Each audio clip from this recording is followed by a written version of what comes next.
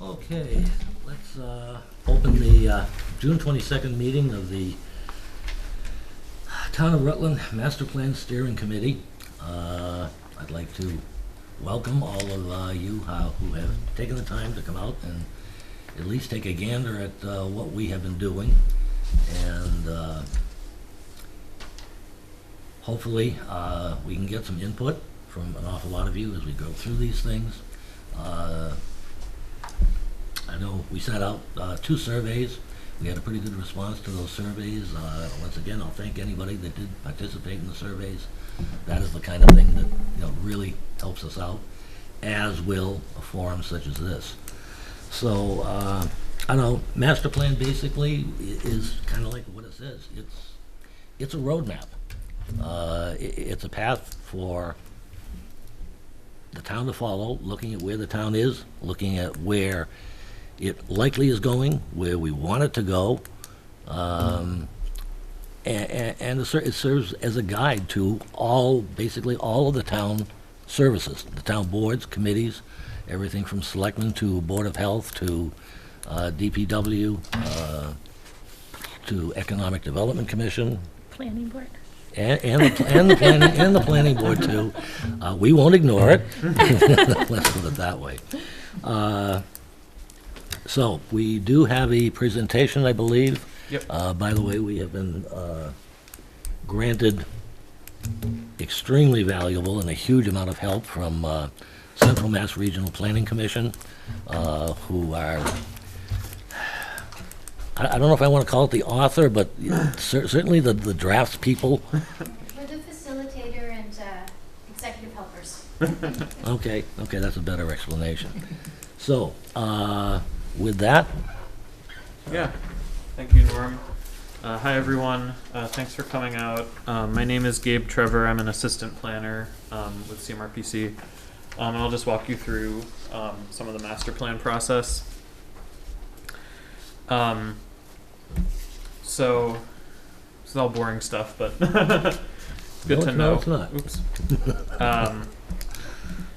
So yeah, the town has received a total of $71,782 from the State Executive Office of Energy and Environmental Affairs to complete 2 phases of a master plan update. The town with CMRPC, we applied for a 3rd phase 2 or 3 weeks ago, and if that goes through, which we expect it will, probably in November or October, we'll have brought in nearly $100,000 to complete the master plan. And then the town of Rutland and CMRPC have also contributed money across the 3 phases, and through Dave's time helping out with the master plan, some other stuff to get it going. So there's 3 phases of the master plan. We expect the phase 3 grant funding later this year. As part of the master plan, we've put together a volunteer master plan steering committee to guide the process. We've been meeting monthly since I believe the beginning of 2021, and CMRPC, myself, my colleague Dominique, and others, we're consulting with the master plan steering committee and are providing technical assistance through the process. So some of the things that the steering committee has done so far. We've established the steering committee and had monthly committee meetings. Like I said, we've conducted 2 community surveys, which have gotten hundreds of responses, which again, we really appreciate. In a town the size of Rutland, the number of responses we've gotten, I think, is pretty representative. We've been doing data collection, talking to stakeholders and key informants, so people on town staff, town boards, that sort of thing, to get information. Benchmark review, development of a draft vision statement, which we'll go through, development of the draft goals and objectives, which we will also be reviewing today, and then development of draft chapters, which some of them are completed, some of them are still in development. All right. So what is a master plan? Like Norm said, it's a long-range comprehensive plan that a town can use to help guide policies and investments. It has a lifespan of 10 to 20 years. Under Mass General Law, planning boards are charged with preparing a master plan consisting of several elements: a statement of goals and policies, a land use and zoning chapter, housing and population chapter, economic development, natural and cultural resources, open space and recreation, services and facilities, transportation, and implementation. So today we're going to be going over a lot of this. So the vision statement, and basically every chapter except for open spaces and recreation, we're working with the Open Space and Recreation Plan Committee on that. I'm just curious, when was this instituted? The first master plan, phase 1? that began at the beginning of 2021, correct? Okay. Yeah. Yes. Yeah. And we have an existing, if I may, we do have an existing master plan. This is kind of from what, 2000. 2000, I think. So Yeah. this is, kind of updating, looking at the next kind of 10 years out. Okay. Thank you. Yeah. So communities can also supplement the master plan with local additions, looking at villages in a town or special areas of concern, neighborhoods and corridors, energy issues, smart growth, sustainability and climate action, capital improvements, education, governance, public health, and social services. I believe for the master plan we're mainly sticking to the chapters we mentioned earlier. These are kind of supplemental chapters that can happen. So, like we discussed, the last master plan was conducted by Beals and Thomas and was completed in April 2000. In recent years, the town has conducted a town center study, an agricultural economic development study with the Agricultural Commission, and a few years back an open space and recreation plan, which we're in the process of updating. In 2019, Rutland hired its first professional planner, and that's led to a lot of progress on zoning and regulatory updates in the past couple of years. Like I said, the current plan focuses on the chapters I just discussed. And for this master plan, we're drawing heavily on that prior work because it provides a lot of background information that's useful. And so before we get into the chapters, as you saw in the handouts, the steering committee, I believe summer of last year, put together a vision statement. And so I'm going to read through the vision statement, and that'll be the end of my presentation. We'll have a couple, time for maybe 2 or 3 questions before we get into the goals and objectives, which are going to be presented by the committee members. So this vision statement prepared by the steering committee. Rutland is where we respect the past while being focused on the future. Everyone can enjoy the lush rural landscapes and natural beauty of our town. We seek sustainable growth that protects our natural, historic, and agricultural resources while preserving our values, qualities, and culture. Life is more enjoyable, peaceful, serene, and a whole lot friendlier. Rutland is where the community is inclusive and is built on deep and lasting connections. We take pride in our schools, parks, and public places. We celebrate the traditions of our community and welcome new opportunities to draw residents and visitors together. We promote housing opportunities to meet the needs of all ages, incomes, and families. Local businesses provide goods, services, and jobs that help sustain the town. Movement around and through town is diverse, safe, and connected. Rutland is where we value our public services and infrastructure as part of a healthy and sustainable town. Municipal government embraces initiatives to help create a welcoming atmosphere for residents, businesses, and visitors. Fiscal and environmental health are in balance and wisely stewarded. All residents take part in democratically and transparently governing our town. We work together, making our long-range vision a reality for the next generation. Rutland is where we are ready for the future. So, like I said, that's the vision statement that's been put together by the committee. And I think, that's kind of where the committee wants to see where they want to see the master plan take the town in for the next decade. So, before we get into the goals and objectives, are there any sort of broad questions about the master plan process?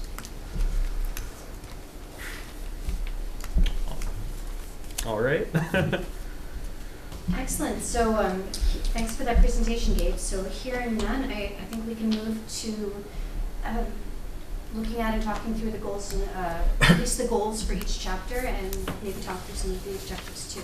So you're first on the list with historic and cultural resources. So if you could walk the group through the goals and perhaps provide some thoughts and rationale in terms of where they came from. We have 15 minutes per chapter. So in order to get out of here as needed in a reasonable time. So we have a timekeeper from Gloria on the far right. Thank you, Stephanie. Can everyone hear me okay? Okay. So I'm Leah Whiteman. I'm one of the select board members and one of the members here on the Master Plan and Steering Committee. And so we'll walk through the historic and cultural resources. We really want feedback from you on this piece in particular. We came up with a few goals, 4 goals. The first one is to preserve the town's historic character and resources. And some of the objectives that we have under that are to prioritize and undertake timely and proactive preservation of vital historic and cultural assets. This is obviously working in consultation with the public as well as the Historical Society and Historical Commission to identify those places and then how best to do that. Protect historic resources through local regulatory measures. This is a piece that I think the committee has been struggling a little bit with as far as how what zoning options we have as a town to kind of that would work in Rutland. Rutland doesn't have a designated historic district or a broad area of historic houses or sites, but they're kind of scattered all throughout town. So how we can best preserve those, manage those, fund acquisition and or maintenance of town-owned historic buildings and properties. So whether that's currently existing town buildings that the town already has, the old fire station is an example, the wood house and wood studio is another example, or looking to as additional historic pieces of property or buildings come on the market, if the town would have any interest or be in the position to acquire those. Another objective is to enlist private property owners and other partners in the preservation of historic and culturally significant properties. There's a lot of opportunity through different grant funding mechanisms and everything for individuals that are looking to preserve their land or a historic piece of their property. So it's kind of an education piece and providing opportunities there. Because I don't think the town can do it all themselves. So that's kind of under our first goal. Our second goal is to balance growth with preservation of historic and cultural assets. A lot of these objectives kind of all meld into one, or into each other. So again, it's identifying and designating historic and culturally significant buildings and sites. At the same time, preserving Rutland's agricultural and rural character. Preserves Rutland's scenic and cultural character. So I think there's a lot of history in town, and a lot of people are proud of the history in town, how we can preserve that and acknowledge that as the town continues to grow. Our third goal is increase awareness and engagement with the town's historic and cultural resources. Some of that is develop educational initiatives, programming targeting young people, engaging with schools and curriculum activities like passport books, Instagram scavenger hunts, geotagging, kind of getting people out and about and aware of these activities and sites. Increase resident engagement with historic and cultural resources. I think through the 300th, the Historical Society and Historical Commission have been having open houses, and I think that's brought a lot of people into the Wood House, Wood Studio to see the resources that the town has, but continuing that in additional ways to encourage that, promote that. Promote historic and cultural resources to visitors from outside of town, whether that's signage to mark historic sites or provide information. Through Town Center Study, there was talk of like a kiosk, like a town kiosk that points people to interesting places throughout town or whatever. And then goal 4 is to provide cultural opportunities for all residents. So some of the ways to do that is enhance public access to the historic resources and information, expand community outreach initiatives related to the town's cultural and historical resources, promote the community's local identity and foster a sense of place. So kind of, those are the 4 goals, and those were, just quickly the objectives that we have. You can hear a lot of those kind of fall under all the different objectives or all the different goals that we have. So I think what's important to us is feedback from you all. What's important to you? In our surveys, we saw a lot as far as the funding piece. That's tough. The town budget doesn't allocate money for that. There's mechanisms through Community Preservation Act that would allow a fund to be created that is designated for very specific spending, including historic and cultural preservation and everything. But we're open to hearing what's important to you all. Wonderful. How do the goals resonate with you? Take some notes on that. Everything sound peachy, or? I had a question about if we have had money, and we obviously have been doing some stuff. I mean, we're not just sitting on our hands. Like the historical building, anything that's in that main area of town. I mean, that hasn't been painted or fixed in forever, and that's historical. Even making the lawn look better. So as far as how we spend the money that we do have, who decide, how visible, do we do that center part of town first? Who decides where that money goes? Including, sorry, this is part of the same question, but when you say there may be money to help preserve, that we can go get through grants or whatever with private homes, same thing, that main drag, there's homes, couple pretty nice homes that look, was that descriptive? And how do we then do that? So what Time, about money, etc. how do we prioritize areas and projects? Basically, yeah. And I think it's also, if I may, tell me if I'm wrong, kind of building those relationships with the private property owners also, and saying, hey, you're in a, what can we do to facilitate this or whatever. I don't know. Do they know? I mean, have letters ever gone, have we ever addressed that? So we don't really have that's part of the what came out of this is we don't have a designated historic part of town or historic district or anything. So it's really, there's not really any designation anywhere. So it's just whether we're looking kind of at town center, because that's where a lot of the commercial economic development stuff is, and it's walkable and everything. But a lot of the older homes are kind of on the outskirts of town. The remaining older homes are kind of on the outskirts of town. So, but I think, and it's something we talked about in our committee meetings, how to engage, what's that line that we can engage private property owners and how best to do that. Other thoughts on the draft goals as you've heard them tonight and as they're on the board? Through the chair, I mean, Am I in your way if I sit here? No, you stay put. All right. Not sure if it's above my head or not. It's okay.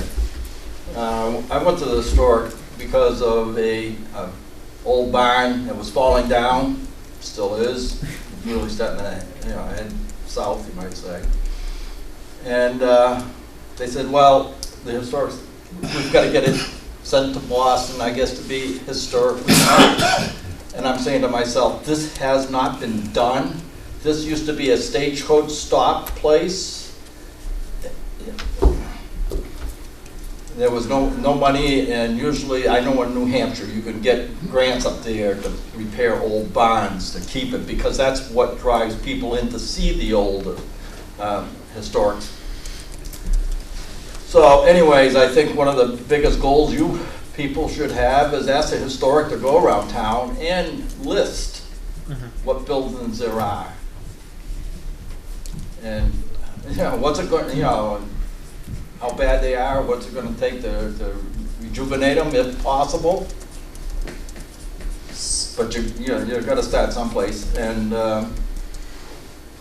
and in all honesty, the wood studio, as much as I'd love to see that thing stay fast, it's not big enough for all the various things that has been come in lately. I can't even bring up the first TV that came into Rutland.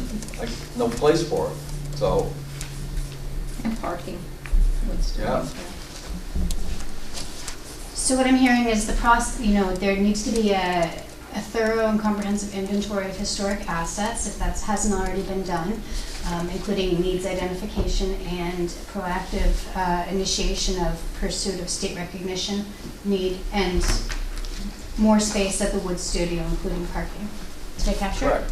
Correct. Great. Thank you. Thank you. Any other thoughts or comments? How are we doing, timekeeper? Almost 5 minutes. All right, we have about 5 minutes left on this topic. As far as the inventory goes, there's a book at the Historical Society done by Irene Amsden, who recently died. She was a retired clerk here, and she led a small posse down to the Registry of Deeds, and they researched the oldest houses in town. It's called Foundations of the Town. Foundations. So an inventory of the houses does exist. That's a tremendous asset as we write that chapter. Okay, we've got 5 minutes. Thank you for that comment. Any other thoughts on these? Are we missing anything? Any high-level aspirational direction that should be? I think besides the historical properties, there are historical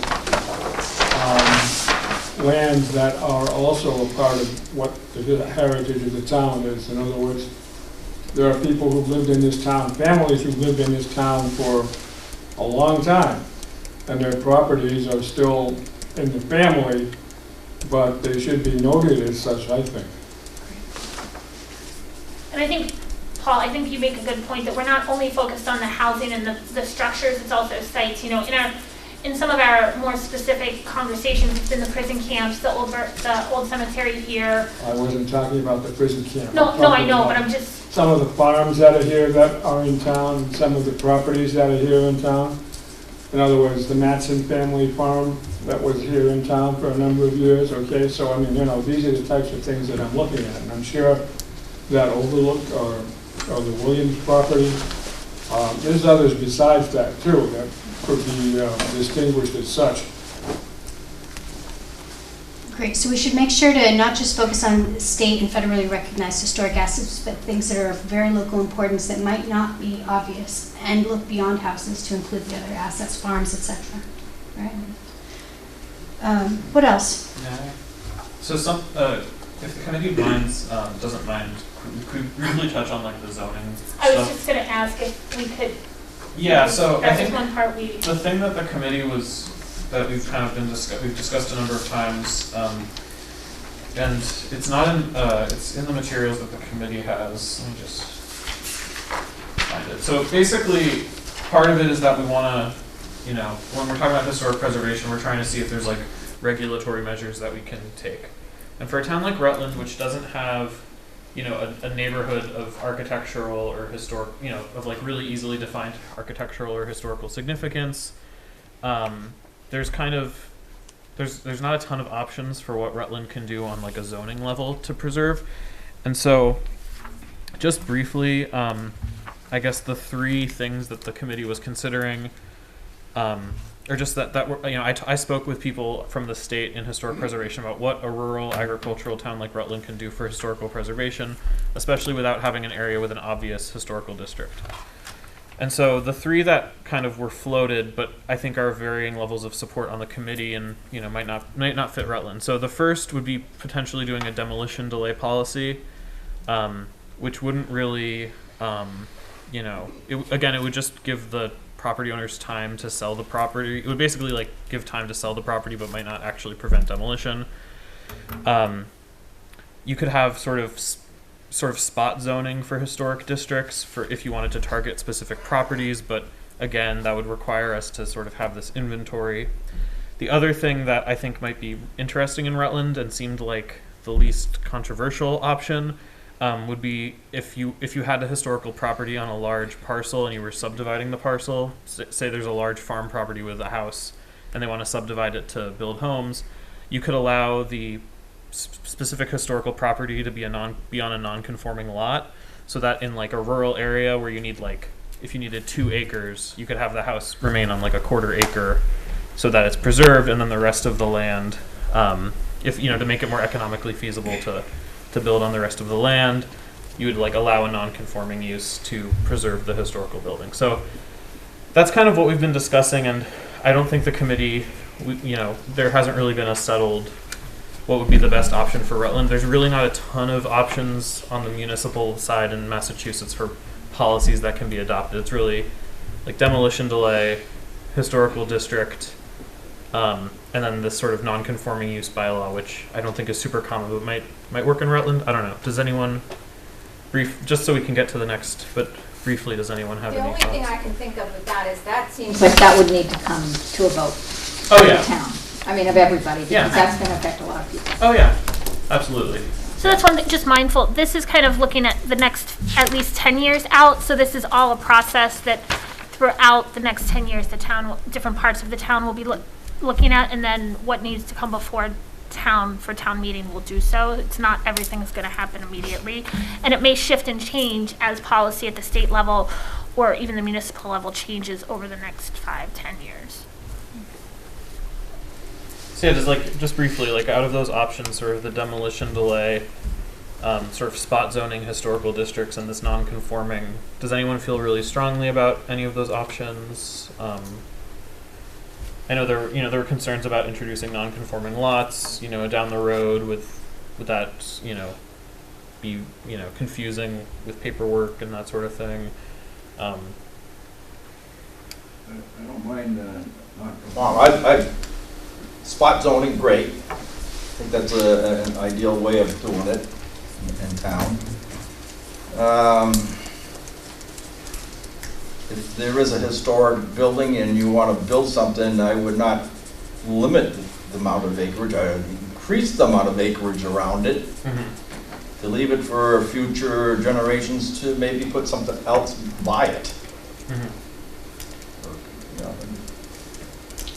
So make the spot bigger than one would you necessarily typically do? True. Okay. If I could just, I think it's important to preserve the area around that historic building. I agree too. Yeah. If I could just clarify one particular small point. When we talk about an historic district comes under a different set of laws than zoning. So it's not really spot zoning, it's the creation of an historic district, which the various statutes allow the creation of historic districts in Massachusetts. Right. It's not the zoning act that allows that. It's a different statute. And spot zoning is generally frowned upon. So it's not technically spot zoning. Yeah. But It's the creation of historic districts. But instead of here's a district for, this 10-acre neighborhood, it would be we do it like an overlay district on a lot. Or I something. was actually just referring to the historic creation of historic Right, right. districts, not the nonconformity. Right. Any just other? passed by the whole town.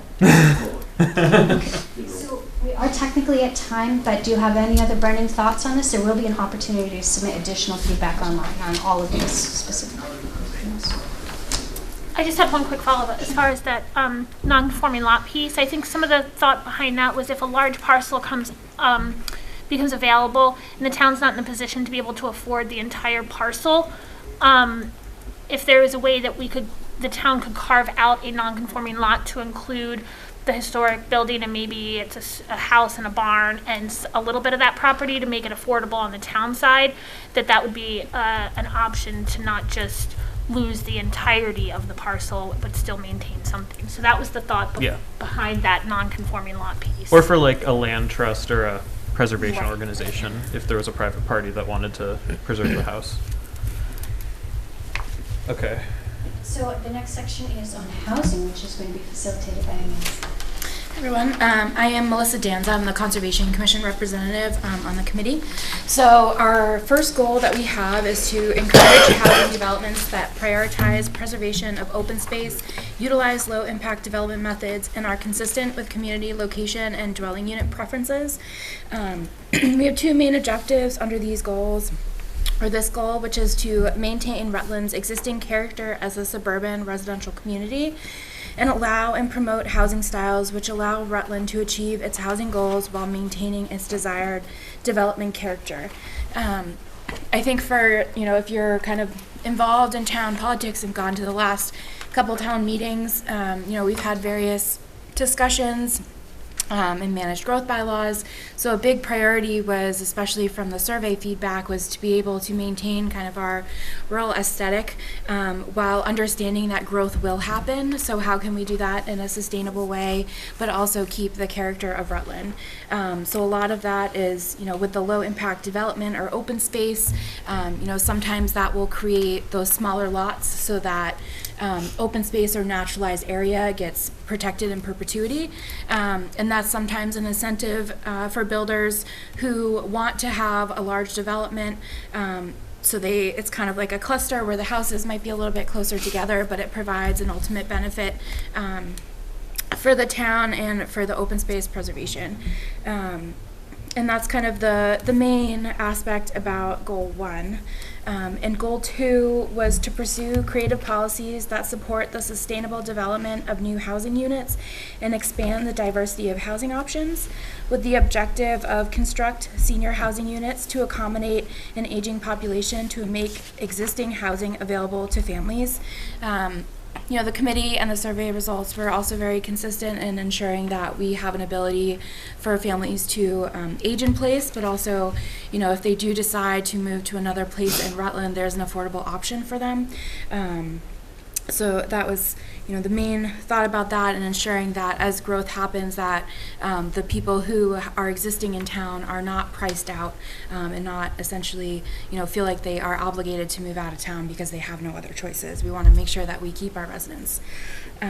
Goal 3 is pursue policies and partnerships that will support the development of truly affordable housing, with the objective of construct and retain affordable housing to support Rutland's future population growth and align state affordable housing goals. So most towns have a housing production plan, are part of the state with a specific threshold for affordable housing. So we want to ensure that we can maintain kind of that status or work towards that ability, and also kind of bringing it back to not only just ensuring that the seniors or other populations can age in place, but we are a town that is affordable for all walks of life, and keeping the rural aspect while still making it wanting people to come here. The housing is going to happen, so with the growth that is happening, we want to make sure that there is a percentage that is still affordable, so that the existing structure of Rutland remains rural, and kind of what the goals have come from.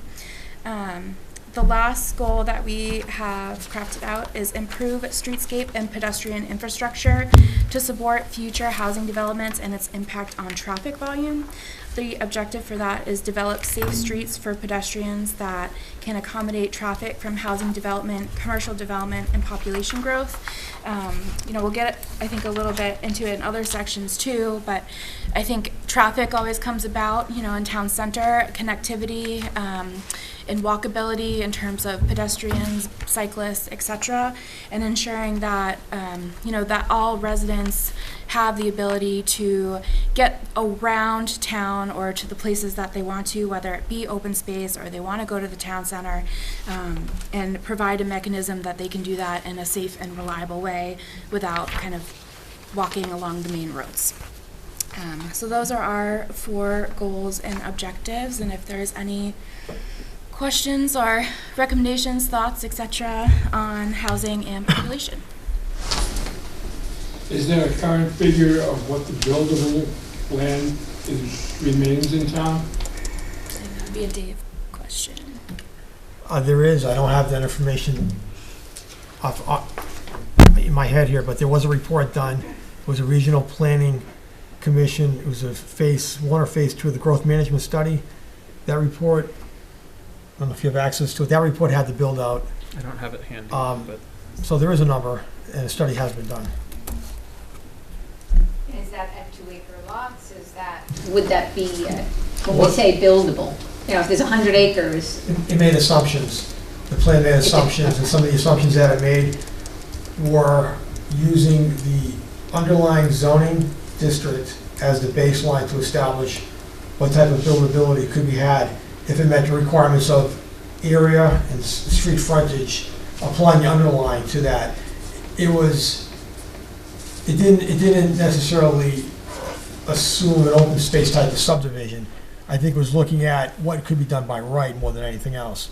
Certainly, if you consider open space subdivisions, there's a greater number of units could be developed. So I suppose it'd be a range. The idea of the buildability would be a range from this to that, depending on certain scenarios. I found the study, it looks like they were estimating when the study was done in, what was it, 2018? Sounds about right. Yeah. That there's about 400 buildable lots.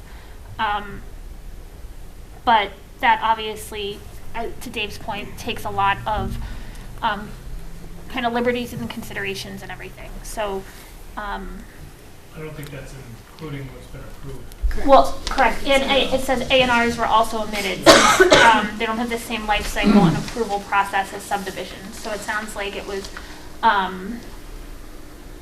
So it's based on conventional build-out. I've got a question that, Right. back in 2018, about at that time, we had about 400 already approved buildable lots in subdivisions. That's what that number was. Yeah, the build out, I believe, is So in this, the, actually, yeah, you're right. This was approved lots, not yet built. you're talking about a couple of 400. thousand of lots, I believe, that could be potentially built upon that haven't been split at this point, I believe. I haven't, it's been a long time since I've revisited that study. I would have to take a look. Gabe, do you have any fresh recollections on? I do not. Yeah. But We would have that to- sounds accurate, a couple thousand. But again, that's also, we're looking at 4 years ago. So As part of that same question, when you talk about growth, what, as far as the committee or even you guys, what are we thinking of growth? I mean, if there's 2,000 or 2,400 lots, you talked, and this is part of the same thing, you talked about this being a suburban residential town. When I moved here, and even today, I don't think of that as a suburban, I think of it as a semi-rural suburban. I mean, it depends on who you talk to, but what is our growth? Another 2,000 or 2,400 people, that's a lot in a town of, what, 9,000 or something we have now? the current projection, just from like the census data, I believe it's what, by 2040 they anticipate 10,000 in the town.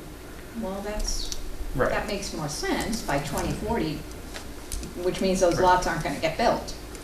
Right. What did it come out, 2,400? Yeah, I think the other master plan had, I think, growth in this town set at around 16,000. Yeah.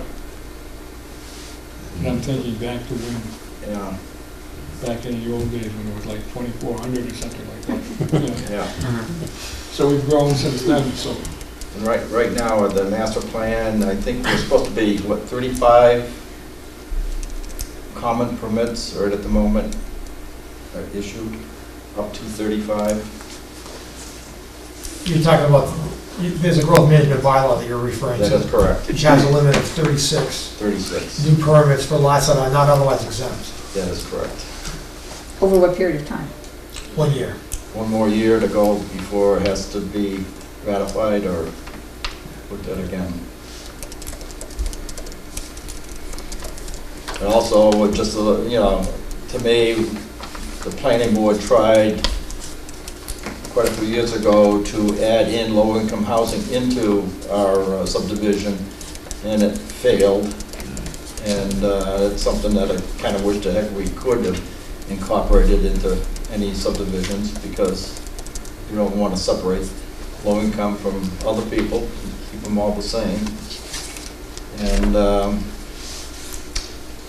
also, I am going to start pushing like crazy. We have a minimum of 1.5 acres right now for lot size off of the sewer, and I want to see at least 2 acres. I want to jump up. I'll join you. Yeah, me too. And I think you'll see a lot, because the majority of surveys over the long period of time that I've seen, people come to this town because of the Yeah. open space. And if you have 3,600 100 approved permits a year? No, No, no. total of 30. So the growth management bylaw allows for a maximum of 36 building permits and use development 36. per year. So you figure that's times 3. There's 1,000 right there. No, People. Oh, No, oh. 30, if all those got built, that's 1,000 right there. So there were 10,000, not at 2040. Well, I think the population forecast may not be accurate up to 2040. I think 10,000 is probably going to be surpassed well before 2040. Yeah. Just looking at what's been happening up to this period of time. We're at almost 9,500 now. Yeah. Right. So what in your committee, what is your thoughts and hopes and dreams for our growth? So we had some preliminary action items, so it's something like what Dick was mentioning is we could try to amend the zoning bylaws so that we do have the affordable aspect that is required for subdivisions. There could be an affordable housing trust fund to have readily accessible funds. There's housing production plan, which would, I think, then again do the build-out analysis and discuss, what is truly available left for lots, and help to incorporate the affordable aspect into that. We also discussed, Leah mentioned it earlier, the Community Preservation Act funds that can be used for affordable and senior housing as well. So if the town wants to build something, we could utilize that. Private entities can technically apply for CPA, which is Community Preservation Act funds. So it might be more of an incentive for people who want to build senior or affordable housing, but still making it consistent, like Dick said, that we're not separating affordable from regular housing, because we want to make sure that we are being equitable, and then also considering agricultural zoning to preserve those historical agricultural lands a little bit better. Considering modifying the accessory dwelling unit bylaw to allow more flexible options for senior residents, and kind of things along that aspect, that are small changes but can have a much larger impact, that could, reduce possibly the construction of new units if existing dwellings can be kind of modified to accommodate some of the needs of families to keep them together. Other thoughts, questions? How are we doing on time, Gloria? We're good? Excellent. I have a question about the safe streets, and a big complaint is that we have so few sidewalks, even through the center of town. Even in front of the main area there in front of, over here, there's no sidewalks. You'd have to walk around it. That's a huge problem. And when you talk about safe streets, don't get any of us in this room started about Dunkin' Donuts. Supposedly, they were going to ticket everybody. I don't know what they're doing over there, but it doesn't look like they're changing the building. We need to put some teeth behind stuff like that if we're going to talk about safe streets. And I'm sure that's not the only place, but so sidewalks and really not just say it, but do it. Yeah, I know through this town, I think the town center study has talked about the sidewalks in Centertown a little bit more, but we're also talking about the other, Four Corners and other intersections. Yeah. So it's definitely, I think, a hot topic on our end as well. And also coming out through the open space plan too, the connectivity of things. Is there any thought and consideration into why Rutland releases probably almost 10 times more building permits compared to surrounding towns, based upon the info in the master plan study? Wow, 10 times. I think Rutland is the only town in our region with a growth management bylaw, so capping it at 36, I don't know that would be, I don't think Rutland is greatly exceeding the other towns in the region. Oh, yes. Well, in instance of the prior comment about the growth management, it's 36 with the exception of those that are already exempt. So you have these subdivisions that have been permitted, like Bryce Lemon Estates, have been permitted from 1 to 12, so that's exempt. So you add the 36 plus what's exempt, you end up with 55 to 60 per year, which is true. I think a lot of it is the market. The market is driving the development and the buildability in this town, because if the median home price is 450 or whatever it is in this town, that's inexpensive compared to Westboro, Shrewsbury, Southborough, and even people coming from Lexington and other parts of the state moving this way. So it's affordable in some sense. Mhm. And there's also land still available to be built. And that, I can tell you, as fast as they're being built, they're being sold, if not sooner. Oh, So a yeah. lot of it's the No, market yeah, I opportunity. can see that. Yeah. So you think it's just more of a geographical sense that we're kind of right on the edge of where people are willing to commute I from? think so, that's another part of it, and with people commuting online, that's taken off some of the I pressure. mean, that's just in the last 2 years, though, really. It's also a mix so. of timing, and, you know, a lot of these subdivisions, like Dave said, have been approved for a while, but have Mhm. been sat on, and all of a sudden, they're all being built at the same time. So Yeah, it's I mean, just the data I timing. was looking at was from the original one that I think only went up to like 17 or so. But There's a study I think from Mass Audubon from a few years ago, and it like mapped sort of where sort of looking at Metro Boston, sort of like what the sprawl is, and Rutland is basically at the far western end of what would be like classified as like the Metro Just Boston development. yeah. And I mean, if we drove out here from Worcester, I drive here often. It's like a pretty straight shot to Worcester. I mean, if you work in Worcester and commute, like it's not a bad drive, for good But and it's bad. getting worse. Right. But compared to some other towns, even just like a couple towns, like if you're in Barrie, or just a couple towns over, it's like substantially more annoying to get into Worcester than here.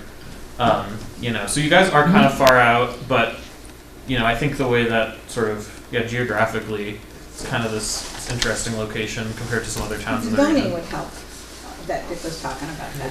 I was That gonna, would definitely help. I was just gonna say, I don't know off the top of my head, I think a lot of the surrounding more rural communities have the lot acre minimum and stuff that has slowed their growth a little bit also. So I think it's coupling with geographically, we're on that outer edge. Holden is much more built out than we are. I think Sterling and Princeton have the additional I think zoning they have 3 acres. zoning bylaws. I think Hubbardston does. I think Oakham and Barry may also. So I think it's a coupling of a lot of that. And there's a lot of land in town that's owned by developers. So So let's change the zoning to 5 acres for that land. And some of those towns don't allow for common driveways, right. that sort of thing. The state law is booked out there. Okay, so we are at time on this topic unless you have other pressing questions or thoughts on it for tonight. All right, so the next topic is land use. Is there a member of the committee who would like to facilitate I can this? take that one. Great, thank you, Dave. You're welcome. So, my name is Dave Brewer, Town Planner, Community Development Coordinator. This section is land use and zoning. So once again, we'll just go through the goals, the objectives, and then open up to discussion that folks may have, or questions or comments, and just have some conversation. So goal number 1, encourage types of development that are in harmony with the community's rural and New England character and heritage.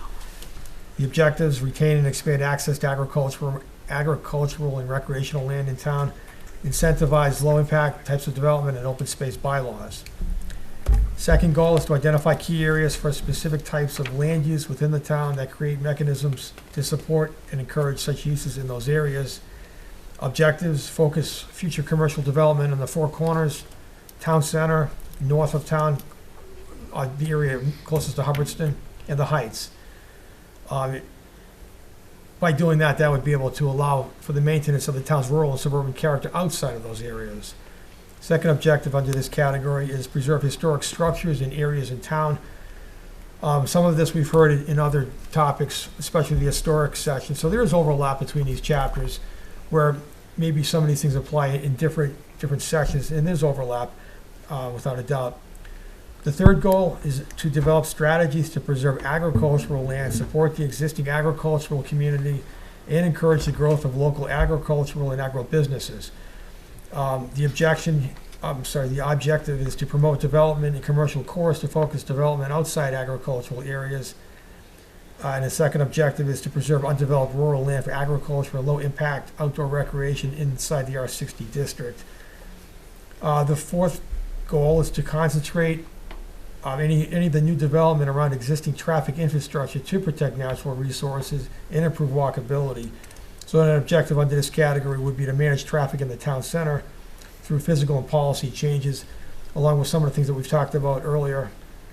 Second objective is to improve pedestrian infrastructure in both commercial areas, in neighborhoods and subdivisions with existing suburban housing in the areas where the densities would allow that and permit that.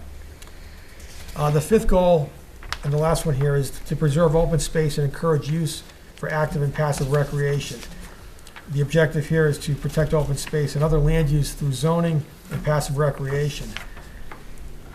So once, again, we have 5 goals under this category with the several objectives. If anybody has any questions or comments or thoughts or suggestions, we can talk about that. So how about someone who hasn't had a chance yet? You have anything you'd like to? I'm talking to the gentleman in the blue.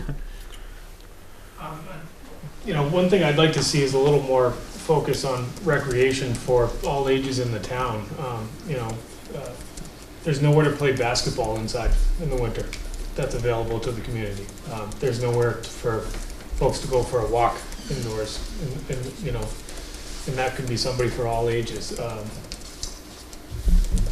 I think that would be a big improvement. I think it should be a focus. I know I don't want to mix committees here with the Heights Committee, but I mean, that just seems like a shame that that land is not getting put to use to benefit the town and its residents. So I'd like to see maybe a focused, reinvigorated approach to that parcel of land that's just sitting there, And I'm not really sure where it stays, so excuse my ignorance, I don't know the whole story. I can give an update in a moment after you. I can give an update after you. Yeah, no, I mean, that's just one thing that I would like to see improved. And I'm on the RDIC, and the center part up there is going to be 142 over 55 housing, and it's just about ready to go through. So that part will be there. Is there any part of that that's going to be for recreation? No. Was there any consideration taken into that? Well, there is a DPW director, Joe, wants to have trails and around the pond area and the dam. So that's very possible because you can't put anything too close because it's a tributary to a water supply, so you've got to keep housing away from that part of it. Yeah. So this is I think once the housing stuff goes through, there is conversation as far as having an additional public information session to gather additional information and kind of what towns would like to see with as options with the additional land, whether the town maintains it for use for whatever. That's kind of in the pipeline coming, I think. I guess in the same vein here, while we're talking zoning, I think we'd be better served right now, especially with all these warehouses and whatnot coming in, to maybe look into zoning on the perimeter of town as to not affect the town center. And I think when you attract some of those businesses, usually you can maybe get something to support a recreational facility, and might be something worth looking at. I don't know. I will just tag, I highly recommend the Open Space Committee will have a survey coming out in the next month and a half, 2 months, so keep an eye out for that. But that's been a big, recreation for all ages was a big, both indoor, outdoor, private, public, etc. Has been a big topic. So we ask you please fill out that survey so that can help us too. And just sort of related with the town center study, which some of the people in this room, including myself, worked on. I think we identified Rutland as like potentially being a center for recreation in the region. There's a lot in the region. We have the state park, we have Mount Wachusett, but there's really none of the towns really do a good job of serving that sort of as like a hub. There's not, outside of Worcester, there's not like a bike shop or, outdoor shops. And indoor recreation was also part of like the discussion in the town center study. I think, you could have, like you said, basketball, like something like a hockey rink, what have you. There's a lot of options for winter recreation. And in this region, when it's cold out, people do not want to be outside. So I think, that's something that could be interesting. There's an opportunity there to maybe even bring some, additional funds into the town if other towns would pay to come and use the facility. Yeah, I think we talked about that in the town center study a bit. And just to touch on the Heights, there's one more detail. So the Heights is under its own master plan because of how the land was disposed of. It was state property which was disposed through a process that went to the town directly. So it has its own master plan. It's not subject to the ordinary zoning. However, it is subject to an RFP. So I think the idea is that once the housing is established, then at that time, I believe the RDIC would be considering its next round of RFP after soliciting input on what might be an appropriate way to write the RFP. So perhaps recreation is part of that next level. And I can say that right now, there's a zoning bylaw provision that allows for recreational facilities as of right with site plan review in the R60 zone. So if there's landholders out there who have large swaths of land, maybe on Route 68, there is an avenue to create indoor facilities like you're talking about. So maybe we need to promote that more than not. And I think in the land use chapter, this came up in our stakeholder interviews, but we do talk about sort of identifying Route 68 as a place for future commercial development, and yeah, indoor recreation could certainly be a part of that, and connecting up to Hubbardston, the North Rutland area, like that is kind of an untapped area in town right now. A lot of North Rutland is watershed. There used to be mills and all sorts of things there, and the state tore them down with watershed squared. Yeah, we also discuss, I think at Dave's recommendation, encouraging like the Conservation Commission to develop bylaws. I don't think they have bylaws right now. So sort of building in buffer areas for that wetland area up there.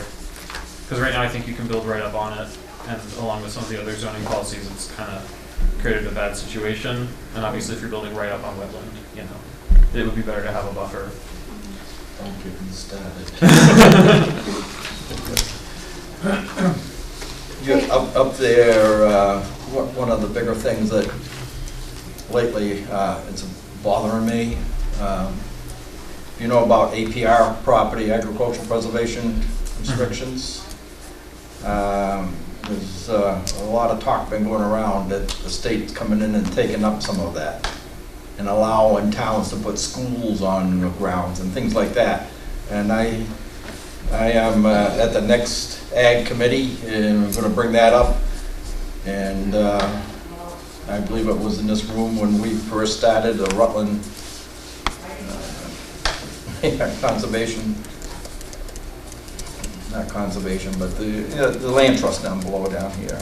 And somebody came in and mentioned about putting another name on that a land trust, and the state went wild. So I've got to check into it and find out, because... Do you think they did that just because it'd be available to them at some point? They didn't want to change it? Exactly, that's what I'm thinking, and it's really starting to scare the heck out of me.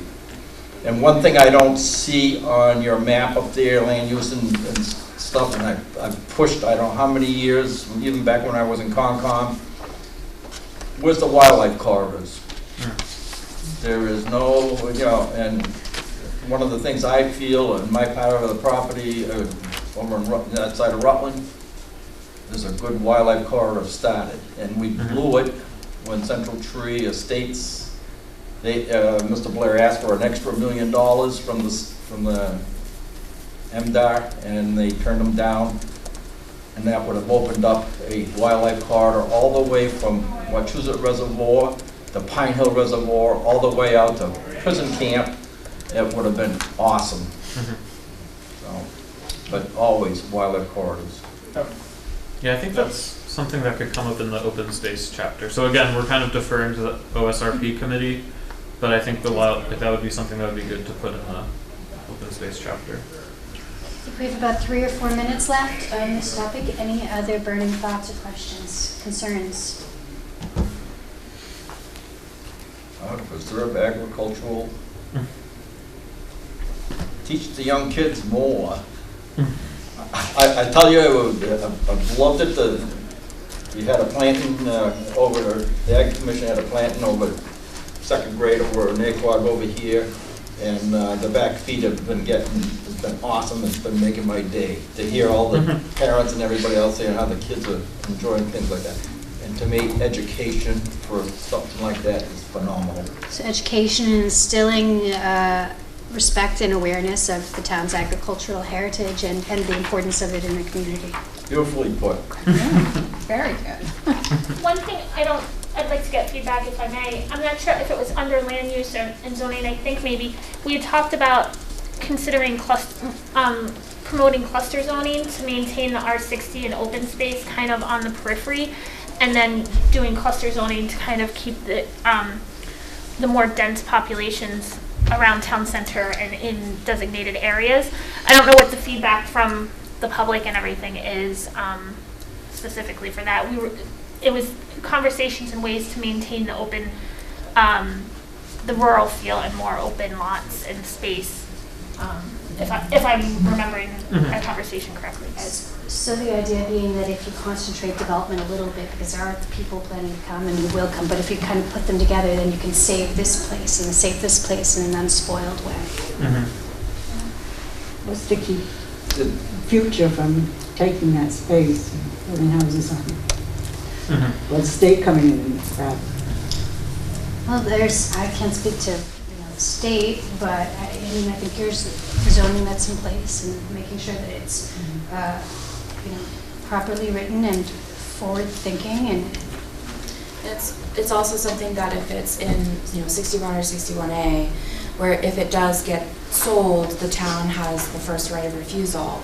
And so if we have a better funding mechanism in place, one big thing that keeps coming up is the Community Preservation Act. That would allow us to purchase, or have funds available to purchase those properties as a town.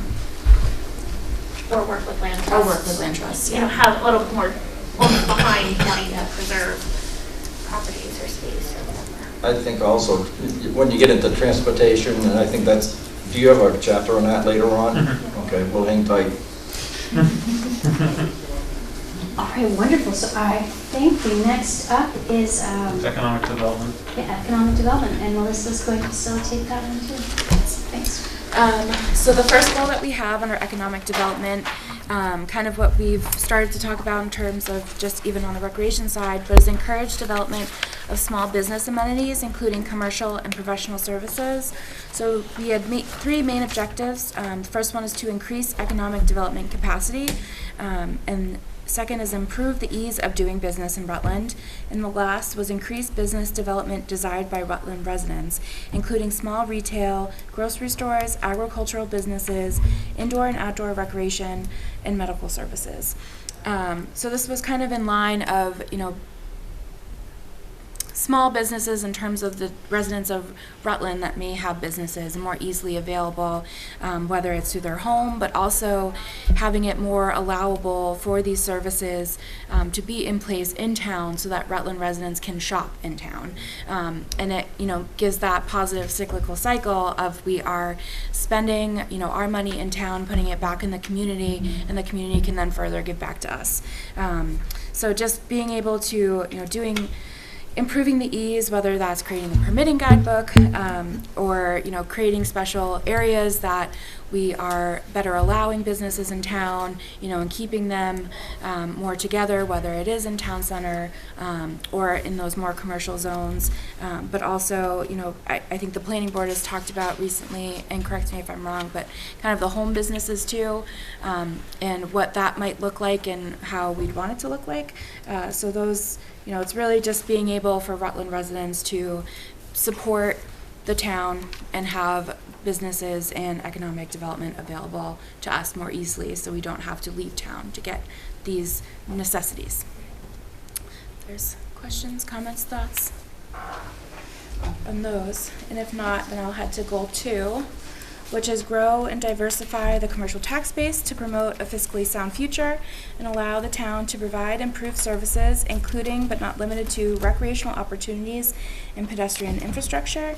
An objective of identify local capacity for new or adaptive reuse of existing buildings, bring business opportunities to existing buildings to reduce storefront retail vacancy rates, and make Rutland a more attractive place to locate a business in the region. Goal 3 is to ensure that all economic development initiatives are considered in the context of residents' desire to maintain Rutland's rural natural beauty and small town character with the objectives of connect and leverage the town's natural and unique assets, increase commercial development in existing commercial centers such as Four Corners, North Rutland, and Rutland Town Center. And goal 4 is to improve the town's streetscape and sidewalks to allow and promote more pedestrian and bicycle access to the town's businesses and public facilities, with objectives to increase commercial development in existing commercial centers. Was this? And such as Four Corners, North Rutland, and Rutland Town Center. So very similar. And that's the end of them. So again, it's all kind of, making things more accessible to residents and keeping it in town and incentivizing, these smaller businesses that are more fitting to the landscape of Rutland. As much as I think people want the big supermarket, it's not feasible. There's not really a place for it. So if we can have, we have Rutland Marketplace, which is a great asset for a lot of people. If we had others, such amenities such as that, either even if it's town accountants or, things like that, or accountants, not town accountants, that residents can stay in town and be able to access. And that's it. So again, I just excuse, I'm catching up here on some stuff, obviously. Why is the big grocery store not feasible? Because of Route 49. There's no major routes.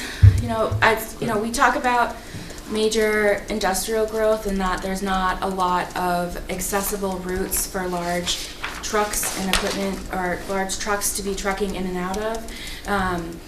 Just thinking about the connections with other towns and cities, there's not really a centrally local place in which it could be, that people may want to drive to. It still is a possibility. Anything's a possibility. But I think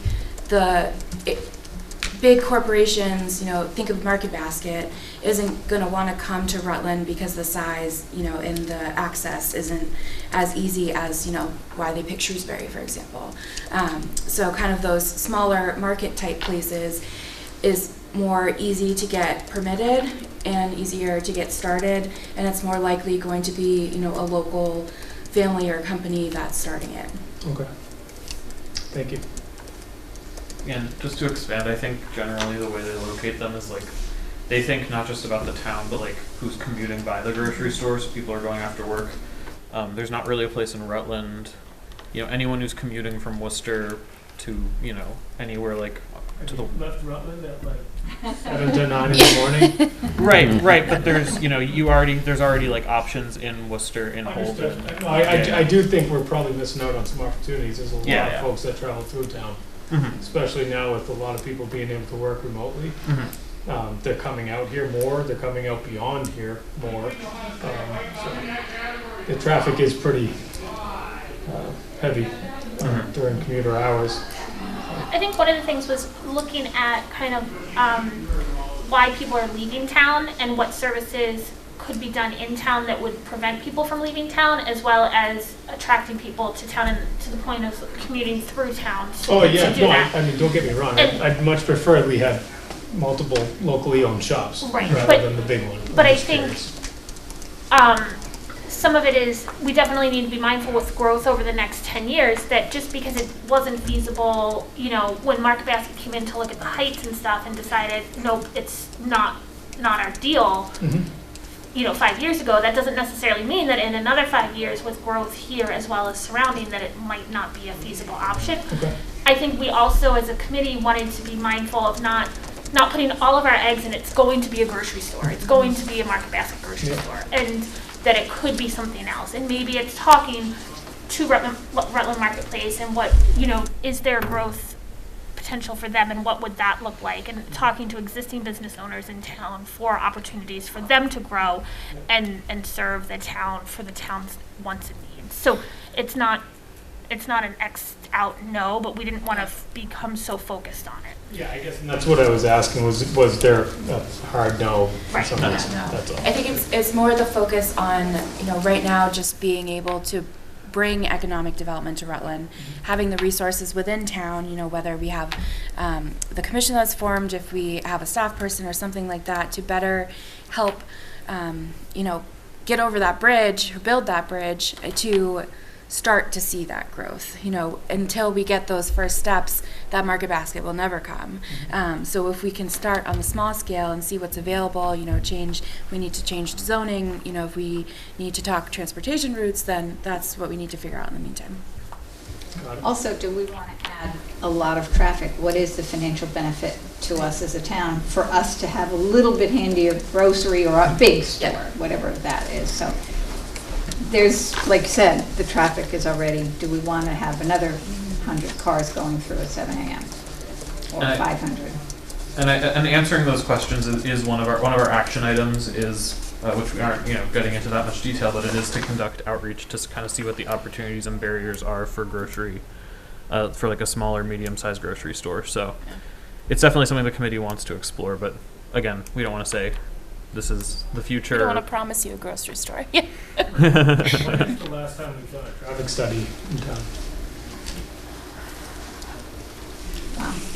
I can't believe you're not answering this stuff, Norman. You know all the answers like every day. How do you not know the answer to this? I believe the Regional Planning Commission does traffic studies on a periodic basis, and that information is stored in a library and can be available through the traffic planner, I believe. There was a, You're talking about the DCR annual road count? I believe I'm talking about some schedule of traffic studies performed by the Regional Planning Commission on a regular basis. Yeah, we do traffic counts. Does anybody in this town ever see what the DCR numbers are? DCR? Yeah. Excuse me, DOT. Maybe we should add that, right? It will all be, so we have a robust draft transportation chapter developed pending feedback such as this. And it has a lot of rich data. So that is absolutely captured in there. Whatever the most recent traffic counts that are on file with DOT performed by us or anybody else are in there, along with a whole bunch of other really useful information. Yeah. I do also have a retail leakage analysis that I have that talks exactly about what the untapped market potential is. I don't have the information on what the various site selectors are looking for in terms of numbers and figures, but it'll all come together in that way. I don't want to miss. Oh, go ahead. What steps are they taking to improve on traffic control in this town? In other words, I'm not saying that the police department lacks in what they're doing, but there would be additional traffic lights, let's say at Palmer Gussit and Main Street and Maple Avenue and Main Street, to name two. Be all about that since I sat there for like 10 minutes trying to get here. I'm like, oh my God, I'm never going to take this left turn. Yeah, and then I'm like, oh, I don't want that either. The I can't win. select board about it, complete street, about the new street going down by the schools, and I asked about the sidewalks going all the way to China Kill, and I did ask about, how about traffic lights? How many years do you want to go back, Paul? The NASDOT said, hey, we'll get started on it right away. What? They just fed us a line of crap and it never happened. Some of it is the 56 and Main Street are state interchanges, so it's not just the town. I mean, the town doesn't have funds. All of this is pending funding. We have no money to do any of it. So it's looking for grant money, looking for outside funding. It's not, and that's a process to apply. You have to get the plan together, you have to apply, you have to have the connectivity pieces for some of the stuff, whatever. So it's not, I'm not trying to push it off. We hear it, and we know, but there's a lot of other pieces to it than just us sitting here saying, this is what we want, so that's gonna happen.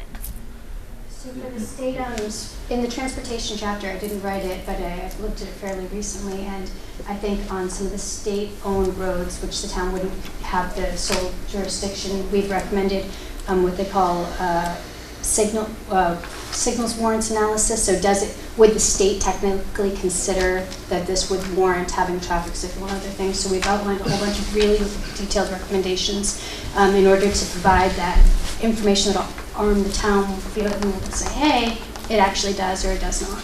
Would that be a survey? Representative have anything to do with influencing this?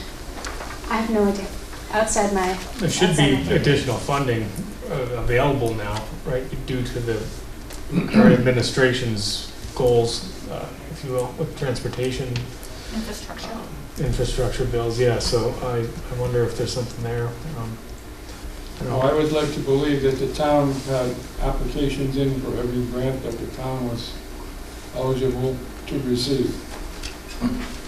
Well, on your way. $1,000 Well, anyway. that they let go. Well, I do not know. In other words, this came to me point blank from the previous town administrator, okay? That every available grant at that point in time that the town was eligible for had been applied for. When you think about stuff like this, though, that as far as any kind of traffic lights or whatever, again, we need to involve, I think, our townspeople. You know, we're just kind of looking at each other that, do I want to wait an extra 3 minutes, or do I want to say, I live in a town with no traffic lights, it's a rural town? There's a balance someplace, and I think that our townspeople should have some big time input. Yeah, I will say we do have a whole, so we do have a whole transportation chapter to cover, with a lot of different suggestions, basically based on best practices and, you know, previously identified areas. So, but I will also say that in the surveys we've conducted, traffic and pedestrian safety were like really big concerns that everyone had. A lot of people don't feel safe, you know, walking or biking in different parts of town. So it's definitely, I think, on everyone's minds. Before we miss out on this one section, there was one question I had, probably most of you at least were at town meeting. One of the things we talk about of when and where we're going to allow small businesses, we need to be very, very careful as far as the discussions that happened at town meeting of, you know, can I add a small business and maybe have 3 more people spending all day there?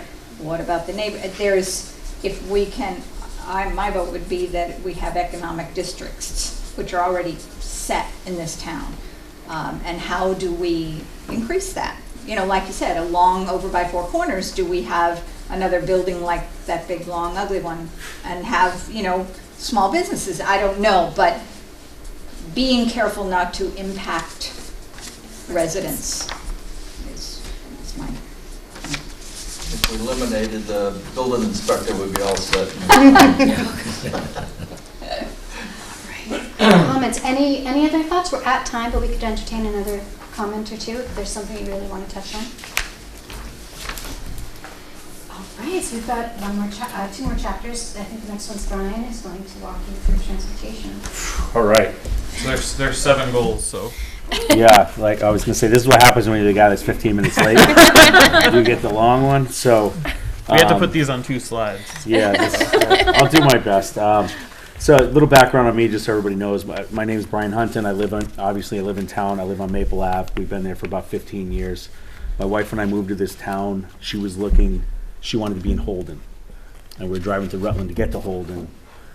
I grew up in a little, like, extremely small farm town in Connecticut. And she's like, this place smells like cow manure. You must love it. I was like, I do love it. And then she's like, I could drive 10 minutes extra to work. We can live here. And that's why we chose Rutland. So to speak to a lot of the stuff I think that's been said is, so we have a 6-year-old daughter.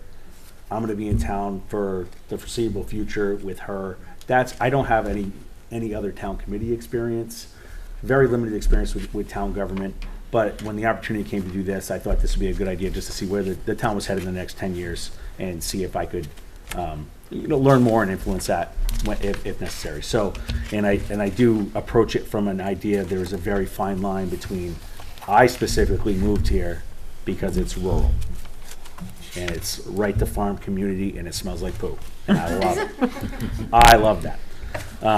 I also recognize that if we're not financially sustainable through some sort of economic growth and bringing our infrastructure up to a certain level and these different things, that could also impact us. So there is a point where you become too rural, I think, if you want to be, a viable area. So sorry for digressing so much there. And I do appreciate everybody that's here, and I did watch the town meeting on TV, so I see all these familiar faces. I'm like, oh, well, I remember that person going to town. So I appreciate how much you know, for me as a person in town that can't commit much more time than this, I'm using up all your time and totally making me mad. We're ahead of schedule. Like, that's okay, I got a bunch, I'm gonna go fast. But the work that everybody else has done and that it continues to do, I you know, thank you for that, for me. So, transportation. I'll get into some goals and some objectives, and then once you have a bunch of questions you want to ask, I'll defer to Norm. Thanks. Just hightail it out. Yeah, I'd be like, it's good seeing you. So, transportation goal number 1: maintain and improve the condition of Rutland's existing transportation network. Objectives within that are to continue to invest in the maintenance improvements of roads and bridges, continue to invest in maintenance, improvement, and construction of sidewalks, crosswalks, and signals. Ensure that sidewalks, crosswalks, and signals are accessible to all of Rutland's residents. I think that's specifically to Americans with Disabilities Act. Reference there. Establish a long-term decision-making framework around transportation investments. So that is the first goal. The second goal: increase the safety of Rutland's roads for drivers, pedestrians, and bicyclists. Objectives under that goal would be to continue communication with the Massachusetts DOT to remedy accident clusters at intersections of Route 122 and Pleasantdale through state funds. Second objective there: identify additional crash clusters and problematic areas for opportunities to improve motor vehicle, pedestrian, and bicyclist safety. Facilitate the safe use of crosswalks, especially at pedestrian vehicle crash clusters and in all areas frequented by children. Continue communication with the Massachusetts Department of Transportation to relieve congestion in other heavily trafficked areas on state-owned roads. Moving on, goal 3. Goal 3 would be mitigate negative impacts resulting from the transportation system. So to encourage widespread use of environmentally friendly transportation practices and work towards greening the municipal vehicle fleet and vehicle practices. Goal number 4, providing transportation alternatives to car travel, under which we would identify and explore alternative mobility options for Rutland residents. Goal number 5, improve the town's streetscape and sidewalks to allow more pedestrians and bicycle access to businesses. Objectives there are identify and close sidewalk gaps and pedestrian access to businesses and amenities, and review the recommendations from the 2018 Central Massachusetts Metropolitan Planning Organization Regional Bicycle Plan and adopt a plan. Goal number 6, take a proactive approach to emerging transportation technologies, trends, and issues. Objectives would be stay apprised of transportation trends and planned accordingly. And then last goal, goal number 7, would be better connect the town's roads, streets, and sidewalks to be consistent with the town's small town and environmental character. Objectives there would be to improve and expand upon the existing recreational trail systems in Rutland, namely by the Central Mass Rail Trail. Also, through public input, identify areas of roadways particularly in need of aesthetic improvements. And lastly, for an objective, coordinate with town departments to incorporate green infrastructure into planned road improvements. That wasn't too bad. You got it okay? One little thing that's very specific to something that you said. I live on Pleasantdale. And at town meeting after town meeting, I spoke to, I don't know who I spoke to, very familiar face who's around town all the time, about, it was me and another gal from Charnock Road, who, we have huge trucks going down there at double the speed limit all the time. And so we were wondering if we couldn't somehow change that, at least get the trucks off or have a weight limit or something. And he said that because it's a state road in our town, that it starts at $30,000 for a survey of some type. And I wonder if there aren't a few roads in town that could be pointed out that could somehow be grouped together, that the town's strength could go after. I was not aware, other than a few things I've seen, of 122 and Rutland and Pleasantdale, but that is where a ton of trucks turn. They could go down 122, I timed it, it's like 1.5 minutes more to go that way to get to. The reason they don't, I don't need to cut you off, I think is because when they take a left at the bottom of 122, they have to climb that hill. So being a truck carrying an excessive amount of weight, it's gonna Have take you a been little up the while. hill on Pleasantdale? I Oh live my on God! Pleasantdale. So it's straight up. Yeah. 122 also. Where do you live? We live behind where Pillsbury used to live. Okay, I'll talk to you after. So I thought the same thing, digress. because I always, my kids yell at me all the time when I go that way, because they think it's the long way.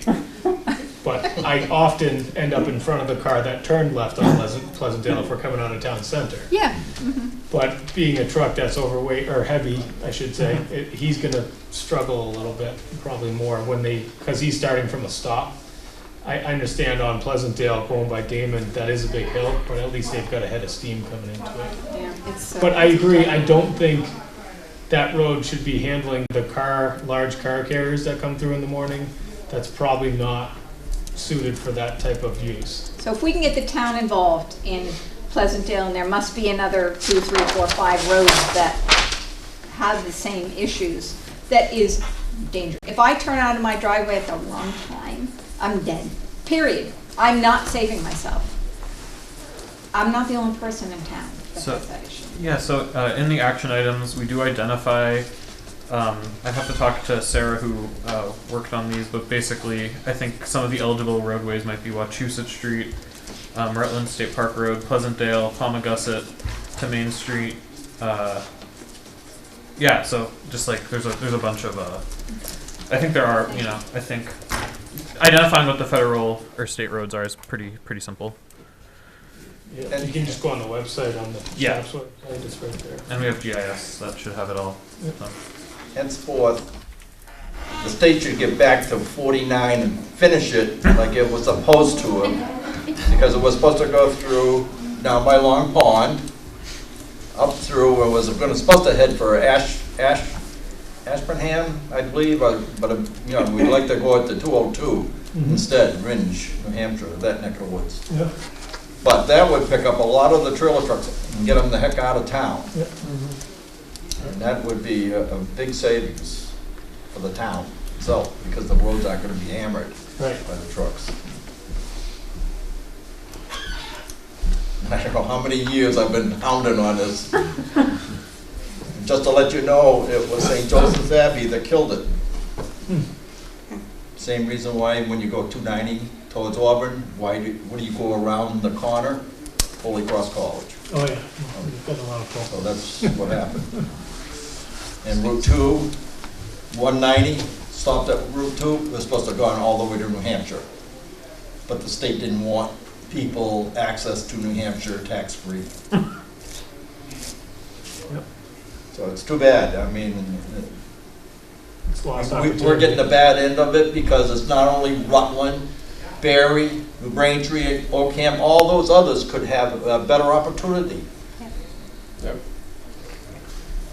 Especially when Boston lost their racetrack, and they talked about maybe bringing it into Spencer once upon a time, and that would have been ideal for the rest of us around here to make hay for horse farmers or whatever, and you never know what you can increase in doing. So, anyways. Other thoughts or considerations, ideas? I guess instead of traffic lights, has anybody looked into studies on traffic circles? Roundabouts, Yeah, I mean, I know they're, expensive, is it more, I know you probably have to increase the size. square footage of the intersection, but Yeah. And luckily enough, in the part of the town common right now is Mass Dots, owns it. So they do have room to put a roundabout in there, but it probably would not work feasible right. at the moment. Mhm. So I understand that. But getting back to some of the dangerous intersections where we have high traffic incidents such as Pleasantdale and 122, why wouldn't the state consider that a safety issue when considering whether or not they would do something there? And I think that might be a way to maybe prod them in that direction. There are a ton of accidents and they're bad. People are traveling at a high rate of speed, and I don't want to take anything away from a small business in town, but that entrance to Colonial is too close to the intersection. So if somebody's traveling westbound on 122 or north, when they put their blinker on to turn right, I almost got hit because I thought they were turning on to Pleasantdale, so I crept out a little bit. Well, they were turning into the gas station because that entrance is less than 100 feet away. It doesn't seem like that's probably not helping the safety of that intersection, I guess. So some access management, like maybe reevaluating at a minimum the curb cuts and where people are coming. The biggest thing I see with Pleasantdale is the way that it's angled, it's not perpendicular, so when you come in, there's a blind spot. So you can't, it's difficult to see, so. I don't know if it's folklore, but I thought years ago that the town had petitioned the state to look at 122 of Barry Paxton over there, and they actually came in and increased the speed, or wanted to increase the speed instead of decreasing it, because the town wanted it to be decreased because of the traffic and the number of accidents and everything. And so I don't know if that's folklore or if that's true, but something that might be kind of, it's mentioned in the recommendations. I think you could look into, in some parts of town, I feel like it would be fairly low impact, but I don't know, I guess it would be, is it 122 up near, The like, rumble strip? yeah, the rumble strips, exactly. And there's towns in New Hampshire that have them going through the main street, where there's like a highway going through, you know, and I think they do a good job. You know, you at least hear what's coming if you're a pedestrian a lot more easily. So I don't know. I've you know, and that's a state road and, you know, in a state park. So I think there's other parts of town. There's like the rail trail. There's the part of the rail trail. I think, is it on Palmagussit, where you kind of have to go down the road to cross the rail trail. There's a lot of parts where I think, and that, you know, that should, you know, it's not like a traffic circle where you have to, you know, it would be on the existing road. So I think there's like low impact things the town could ask for potentially.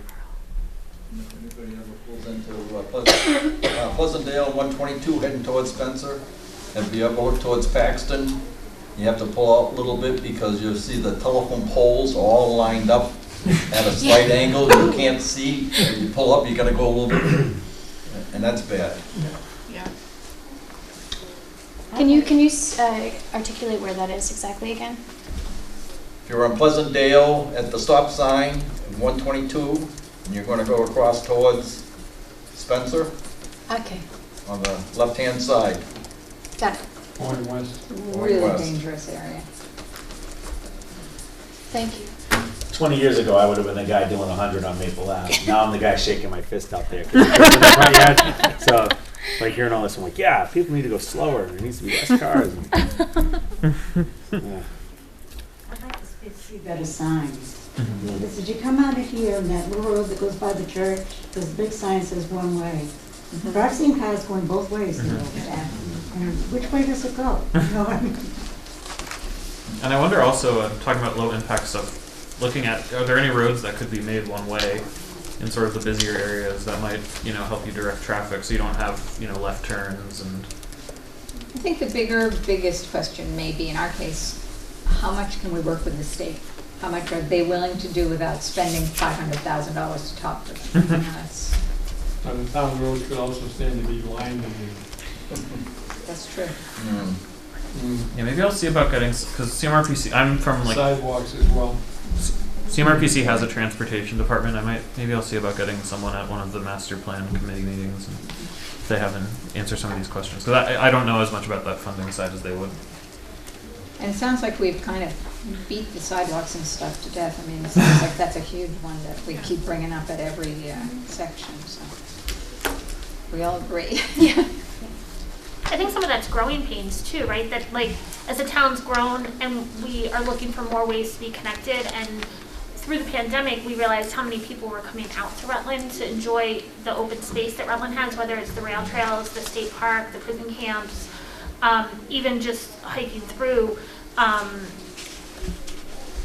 that there's not a lot of, it's not easy to be connected. You can't come up from the rail trail and get up to the marketplace for an ice cream, or come up to Dunk's for a coffee, or go to Baked for a donut, or, you know.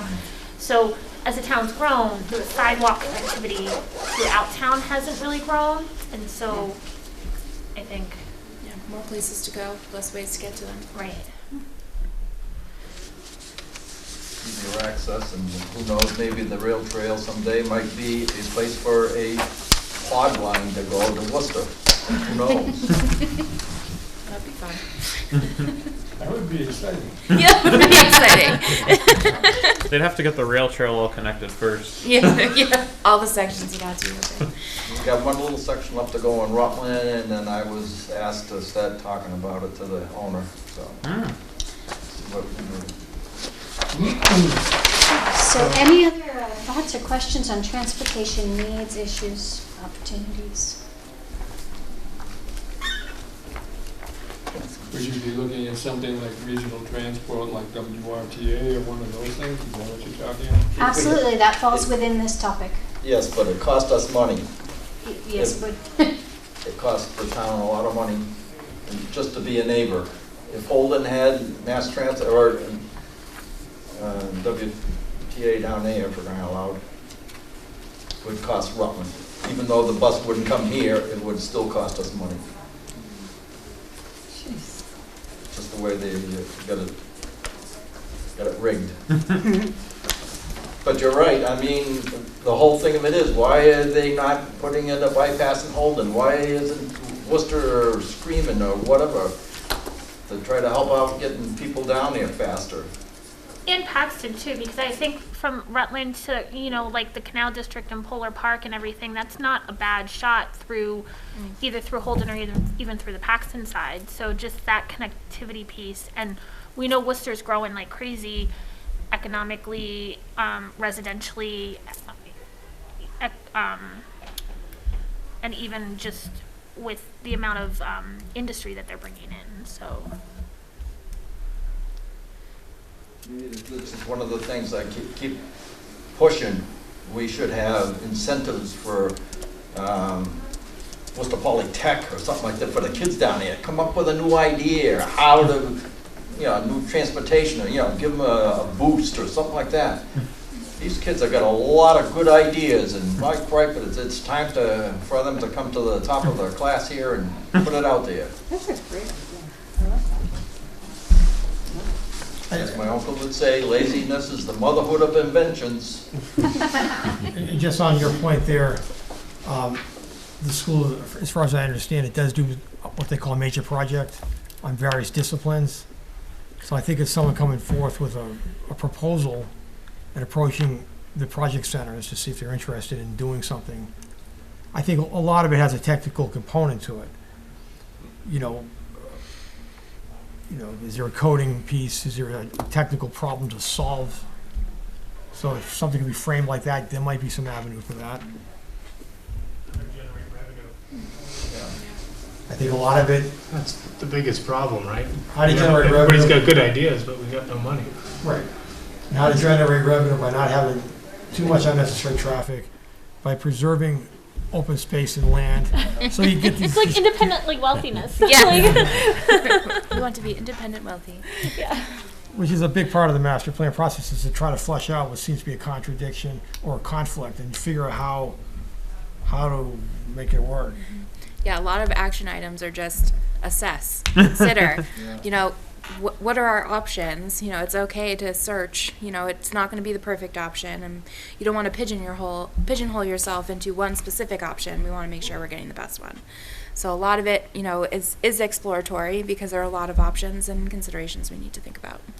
And continuing to get public input, because as the projects, as the work proceeds. It's strange, isn't it? Marlboro that has the ice skating rinks down there, and a lot of the towns used to go down there.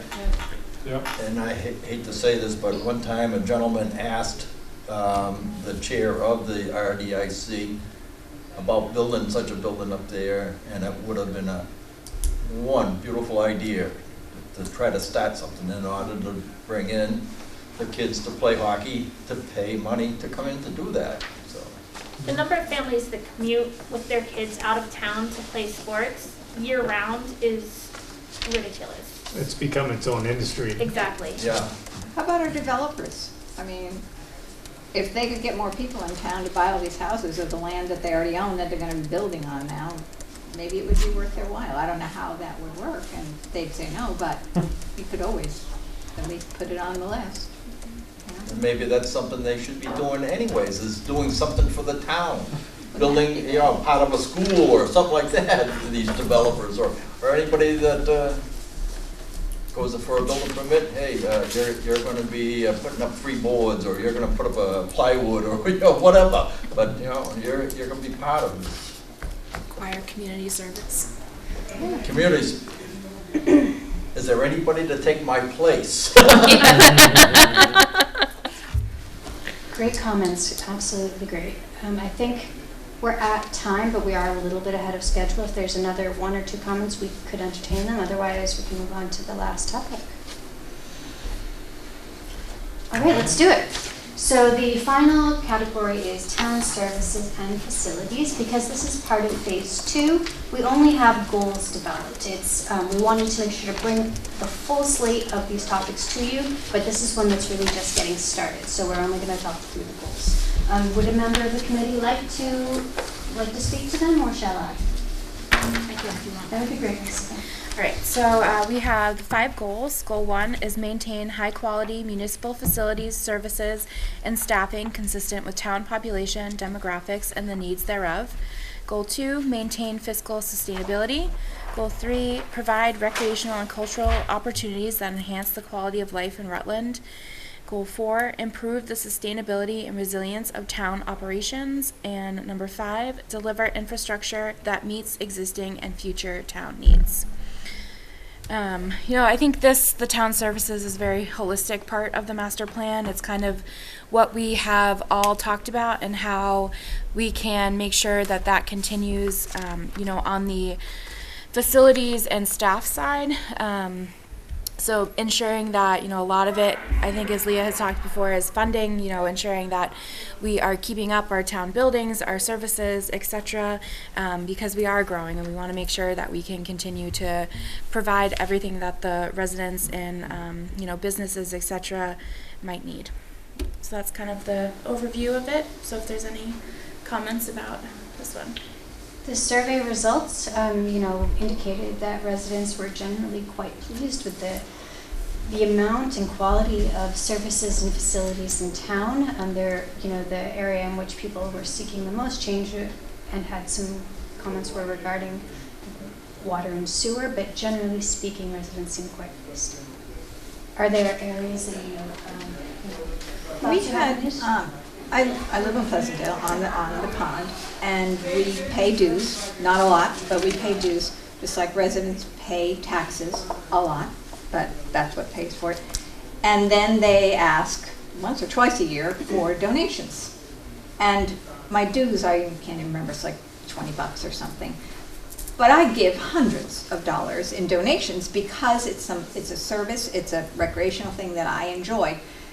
Even though we're a town, could we do that? If people are happy, and you just said they are, I mean, if you were happy and you had a few bucks, maybe people would be giving $100 or $1,000. One person gave, I think she gave $5,000 if she could get a matching to that within a period of time.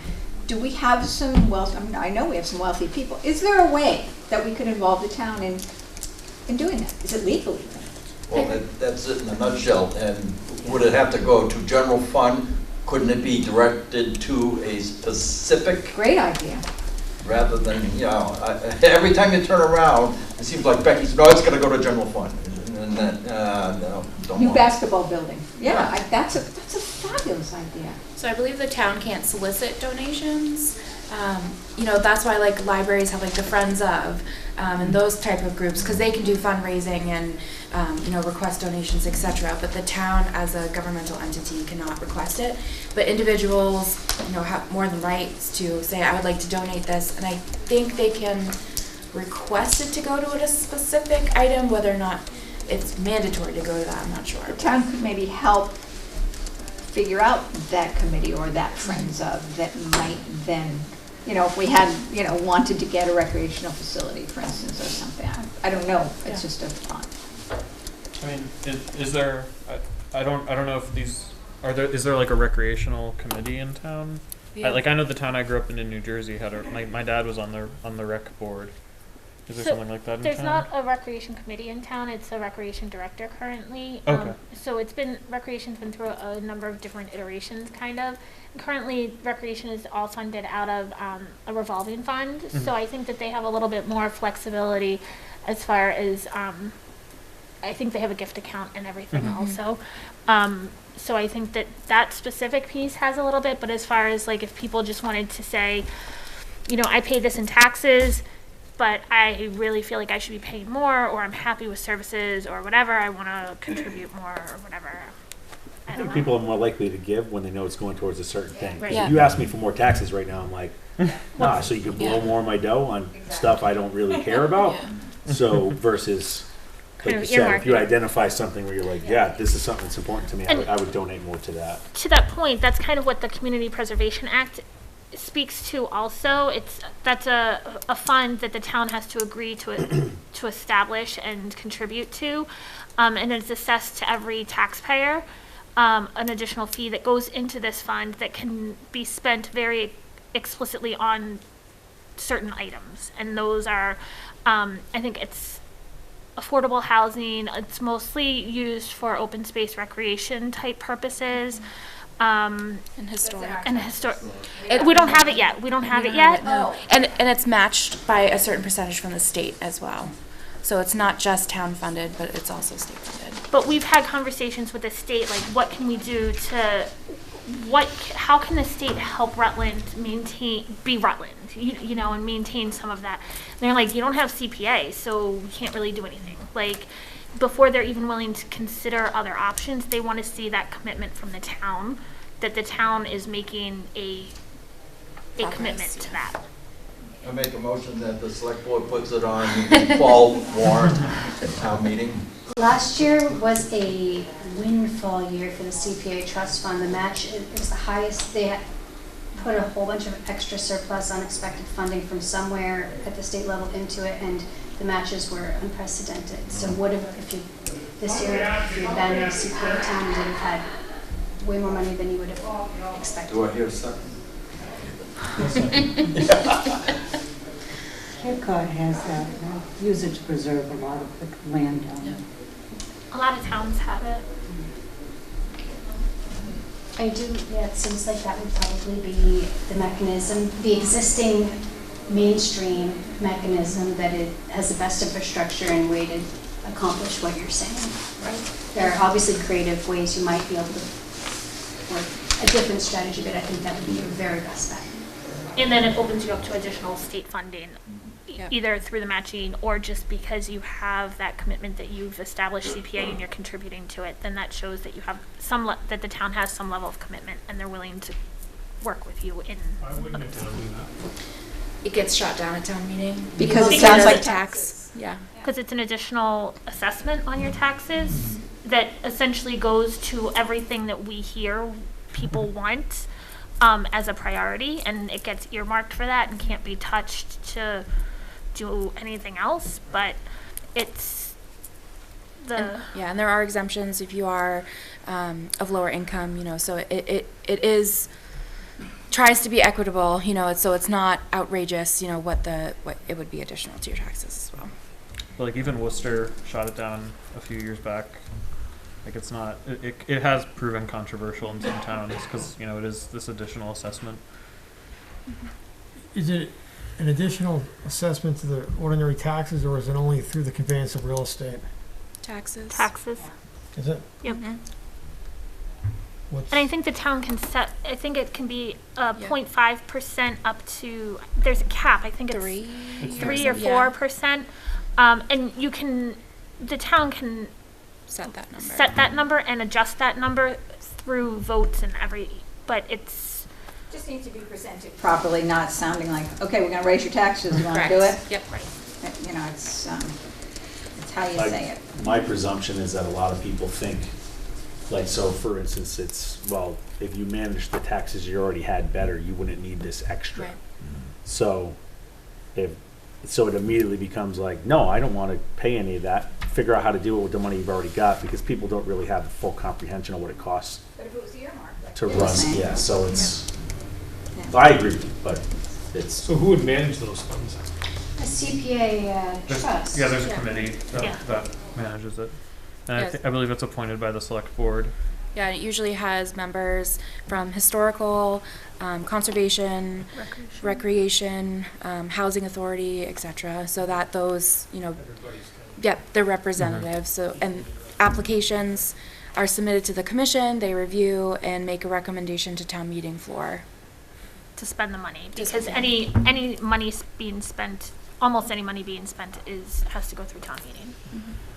And it's pretty specific, so one thing towns get in trouble with is you can't spend it on like maintenance. It has to be, so in like the preservation context, it's used for historical preservation. You can't spend it on maintenance that the town would be doing regularly. It has to be identified as like a historical preservation use. And also affordable housing and land preservation stuff. So it could be town, money the town could dip into to buy property, that sort of thing. So you can't like paint, the sides of a building, every other year, but if it needed a complete remodel, then that would fall to preserve it. And Or like what you were saying, to buy land Yep. to build a new recreation facility, Yep. for instance. That would, And I believe another uses of it is for agricultural lands. To Yeah. purchase ag land. Absolutely. To purchase conservation land, to purchase historical land, Or- affordable yeah. housing. Or to purchase a restriction on the land too that the town could hold. Restrictions, yeah. Either agricultural or conservation restriction. So if the town is concerned with land coming out of chapter, being sold to a developer for a subdivision, if there was a financial mechanism, then the CPA funds could be used to purchase the land instead of the developer, thus keeping the land in an open space, for whatever period of time, or to be used for ag, for farming, and so forth. So, like you say, maybe the benefits need to be, announced as what the benefits are. I like to try to keep what Farming we do have in this community here. I know that Mr. Jordan's lost quite a few acres over the years of farmland in this town. Goal number 4, improve the sustainability and resilience of town operations. Tell Boston to stay the hell out of telling us what to do. I am so scared in all reality of what's been coming up like a wave, and it's it's building. High tide's going to be coming in and overrun Rutland someday, I think, and I hate to see this town ever be turned into nothing but housing all over the place or something like that. So Now, I really would like to see it stay open.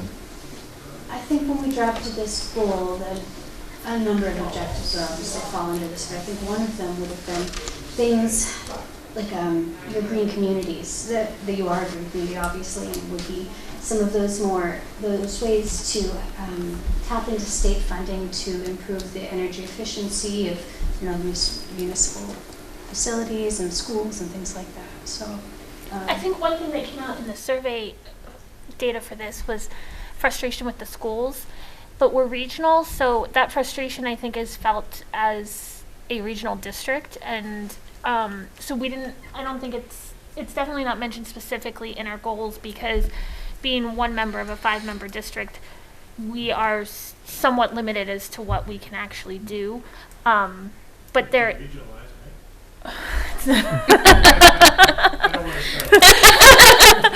But I think that there's new superintendent coming in and everything, so there's some hope that we can have some additional conversations going forward. So you need to grow. I do. I'm working on it. As far as the town services go, I've heard issues with lack of meeting space. Tonight's the exception, but we have these rooms open, but I've heard meeting space is not, more meeting space could be used. More sports fields in better condition, more recreation, different types of sports fields, which meet a certain code, right? If the softball, there's a certain code that has to be met, or soccer, or what have you, whatever the governing body is. So I'm not sure everything. I mean, I think there are needs here, which kind of ties into recreation we talked about elsewhere. But that's a town service, the fields. Correct me if I'm wrong. You know better than I do. Is that? Yeah. Yep. one thing I was going to say, to kind of piggyback on your comment, Dave, is I think the town has grown significantly over the course of the past number of years, and the budget hasn't really grown with the operation budget hasn't really grown to match that growth. And so we look at DPW or like public safety and everything, like we're not necessarily staffed as well as we should be to serve a town of almost 10,000. And so how does that look? You know, we've heard from our Council on Aging director that the senior center really should be open 40 hours a week, and it's not. And you know, the facility that they're in is maybe it's perfect for them, maybe it's being band-aided to be perfect for them, maybe there's better options, maybe not. But there's conversation around a lot of services that I think the town has been hesitant to recognize that we're at almost 10,000, and that means that there's that many more people to be served than where we were maybe 20 years ago when the previous master plan was done. That's why I think in the future you're going to see a lot more regionalization than what you have seen. And I think it's going to be a good thing in a way, because we might have one police chief that's going to take care of 5 towns or something like that. And we'll see what happens in the future. That's part of that 2050, your imaging, you might say. Well, we technically have 1 minute left on this topic. If you don't mind, I'd like to just spend a couple of minutes getting your thoughts on some of the things that Leah mentioned, such as the adequacy of the different staffing levels that you might have experienced with town government. Also, unmet facilities needs. If any of you might use the library, do you think that the library space is adequate and is open the hours that you would be looking for? Likewise with any senior services or facilities therein, anything like that? I love the library. You love the library. One of the things that the library and perhaps other facilities in town have, I don't even know, is the Friends of the Library. It's, it's $10 a year, or I'd say $8 a year. And I had to remind them that I hadn't paid them in a couple of years. If there was, I would certainly be willing to pay more, but I think they do a great job, and I think it's the people who are in charge.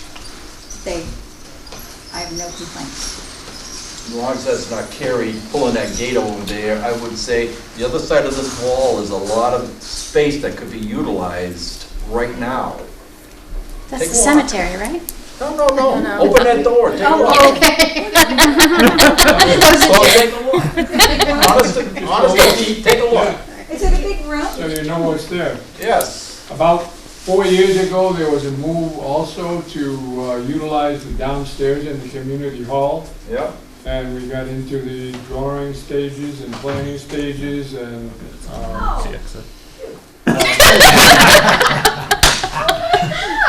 there's a lot of things that need to be done in the community hall. To the community hall?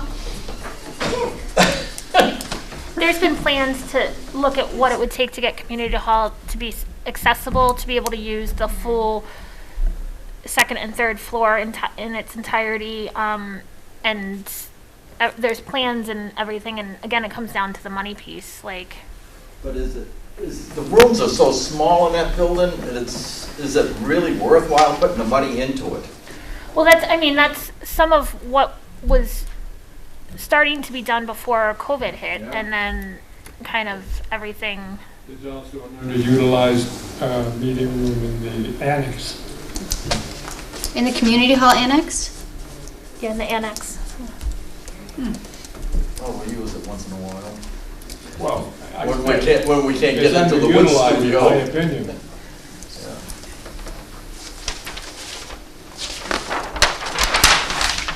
There are other avenues. The town has pieces of property around that I think, because of the way the town has to work, you can't say. Personally, I would say to a logger, "Hey, would you go in there? I want it all logged off. The money you get, I want it all de-stumped and leveled out flat. We'll make it into a field." Mm-hmm. oh no, you can't, any money has gotta go through the town, blah, blah, blah, you know. It's almost as bad as DCR now, they won't bother doing login for fixing the roads. Oh no, I can't do that anymore. It's crazy. And to me, the town has some decent sized property. There's I think almost 5 acres down near Putnam Park. Now, it would take a little bit to flatten it out, but still. Oh, it's a nice piece of property. That's part Right of getting too big. And Pardon? that's part of us getting too big and not being a rural-friendly community anymore. The rules just increase with everybody, but Yeah. with us as well. So what's the answer to that? Is there an answer? The world has become more complicated and legal and awful. I think it's about priorities. Once our priorities are aligned, and maybe we can try to figure out how to finance some of these projects that are important to the town. People want it enough, and we have 10,000 people, and what, 78 showed up to town meeting?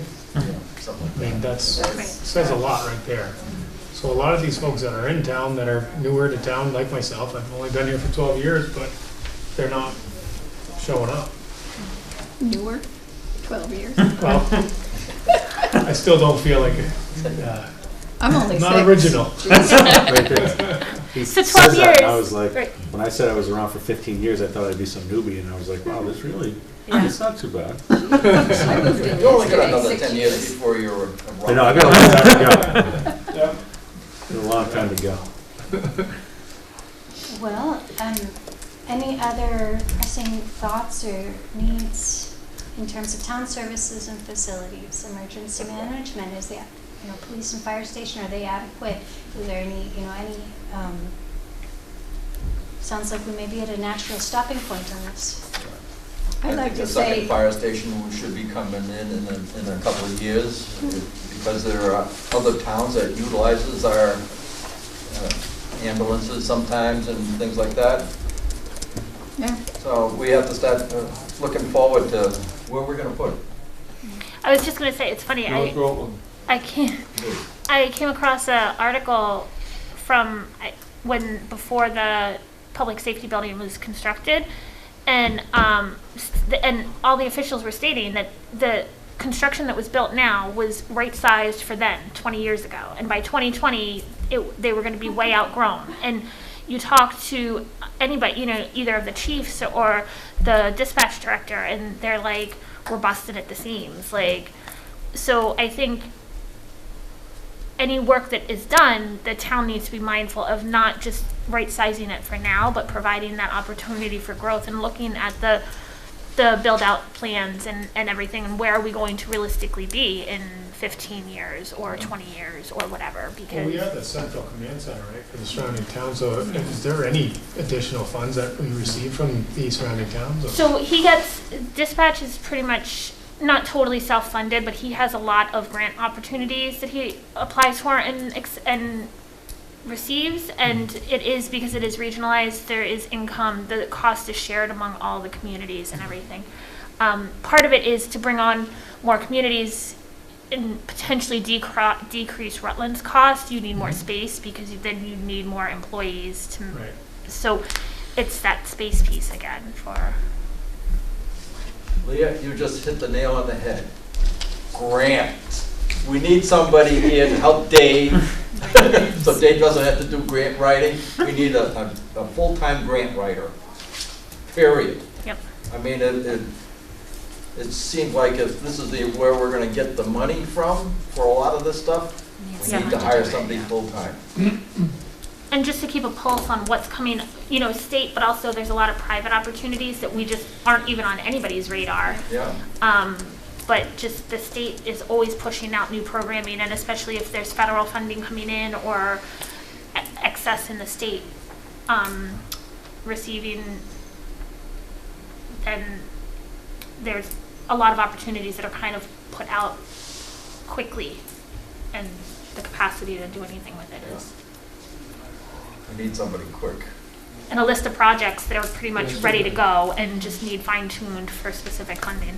I bet you probably could fill 3 pages in a fast period of time with different projects, you know, which is. I think we just down did here. tonight.